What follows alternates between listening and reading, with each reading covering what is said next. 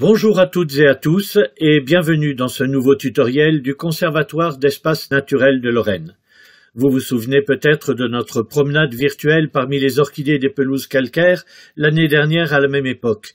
Eh bien, je vous invite à renouveler l'expérience à la découverte cette fois de leurs cousines des zones humides. Ce ne sont pas moins de 13 espèces qui chez nous se partagent ces milieux, des prairies alluviales des plaines aux tourbières acides des Hautes-Vosges. Sans doute avez-vous déjà observé cette orchidée, l'orchis bouffon ou morio, autrefois courante dans les prairies de nos campagnes.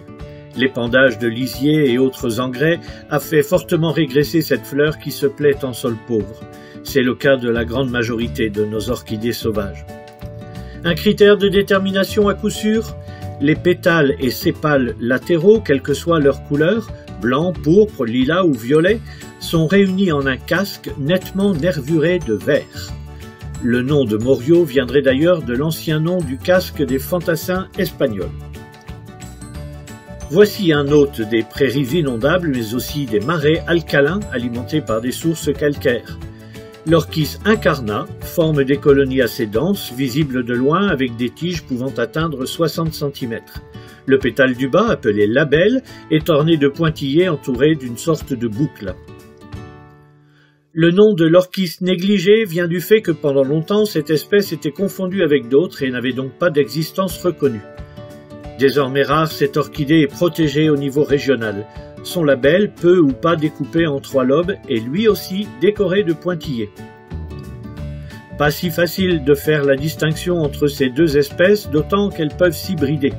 Malgré tout, le dessin en forme de boucle qui entoure les pointillés de l'orchis incarnat est absent chez l'orchis négligé, et les bords du labelle sont tournés vers l'arrière chez l'orchis incarnat, vers l'avant chez l'orchis négligé. Continuons notre tour d'horizon des orchidées du genre Dactylorhiza. Voici l'orchis de mai, ou orchis à larges feuilles. Son inflorescence dense et robuste s'épanouit en effet en mai sur des sols pauvres gorgés d'eau. C'est une fleur de lumière et l'orchidée la plus courante en Lorraine.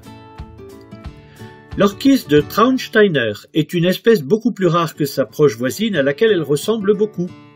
En Lorraine, on ne l'observera que sur quelques sites de tourbières des Hautes-Vosges, en particulier dans le secteur de Gérardmer. Parfois, ces fleurs peuvent être groupées en un épi globuleux, mais le plus souvent, il est moins dense que celui de sa cousine des plaines. Le petit orchis de mai est officiellement né en 2000 seulement, et tous les auteurs ne sont pas d'accord avec cette naissance, certains affirmant encore que les spécimens décrits seraient des hybrides ou des formes naines de l'orchis de mai. Quoi qu'il en soit, vous pourrez rencontrer cette orchidée sur certaines tourbières vosgiennes et pourquoi pas, apporter votre contribution à la polémique en publiant vos photos. On peut tenter une détermination des 3 espèces sœurs en observant attentivement leur labelle. Celui de l'orchis de mai est fortement trilobé, c'est-à-dire découpé en 3 lobes. Celui de l'orchis de Traunsteiner est moins découpé et plié sur les côtés, ce qui donne l'impression qu'il est étroit quand on le photographie de face. Enfin, le petit orchis de mai a un labelle peu trilobé et peu rabattu. Mais, comme dit l'humoriste, c'est vous qui voyez.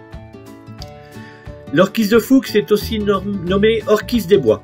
Pourtant, on peut le trouver aussi bien la tête au soleil, en plein milieu d'une pelouse sèche ou d'une prairie humide, que sous l'ombre complice des arbres des lisières. Dans nos contrées, on le rencontre en plaine, et on le reconnaît à sa première feuille, parfois tachetée, parfois unie. Selon les orchidophiles, le sommet de cette feuille est toujours arrondi. Les choses ne sont jamais simples. Voici l'orchis tacheté, dont l'aire de répartition recouvre en partie celle de son cousin l'orchis de Fuchs sur une petite partie de la Lorraine. Et les 2 espèces poussent la confusion à l'extrême en s'hybridant. Dans ces conditions, pas facile de s'y retrouver. Un critère nous aide pourtant, l'orchis tacheté n'aime pas les sols calcaires, c'est pourquoi on le trouvera sur les sols acides du massif vosgien. Mais les sols aussi possèdent leurs lisières floues et capricieuses.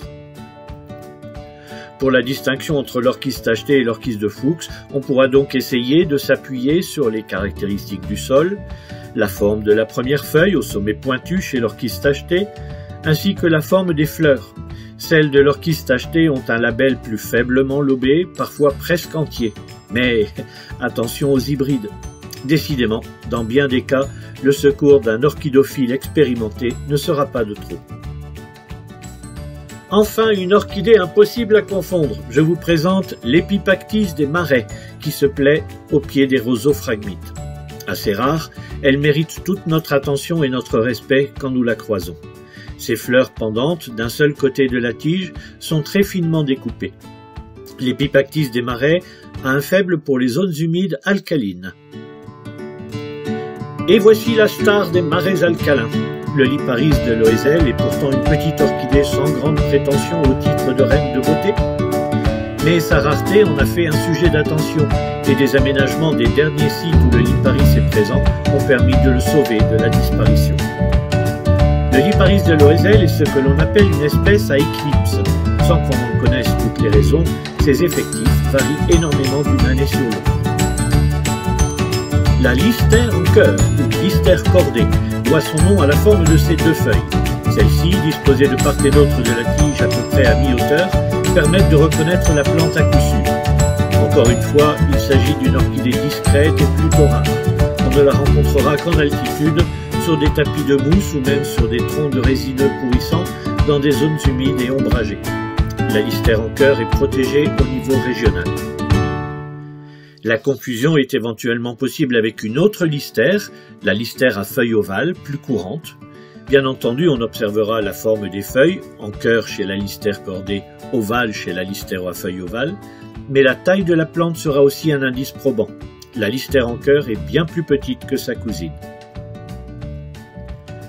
La racine de corail est encore une de ces orchidées pour spécialistes. Rare, voire rarissime chez nous, elle cache ses fleurs minuscules au milieu des mousses des lisières ombragées sur des litières épaisses. Son nom lui vient de la forme de son rhizome. Cette orchidée a la particularité de ne presque pas contenir de chlorophylle. Faute de pouvoir pratiquer la photosynthèse, elle vit donc en parasite sur un champignon. Nous terminons notre randonnée virtuelle avec une dernière orchidée des tourbières vosgiennes. Comme le Liparis de Loisel, c'est une plante à éclipse. Comme la listère en cœur, elle est discrète. Comme la racine de corail, elle est rare et protégée. Il s'agit du Malaxis des marais, que l'on peut espérer croiser au bas de certaines tourbières de pente. Impossible de la confondre avec les autres plantes, mais encore faut-il la trouver. Je vous remercie d'avoir participé à cette promenade virtuelle dans les zones humides de Lorraine à la rencontre des orchidées sauvages.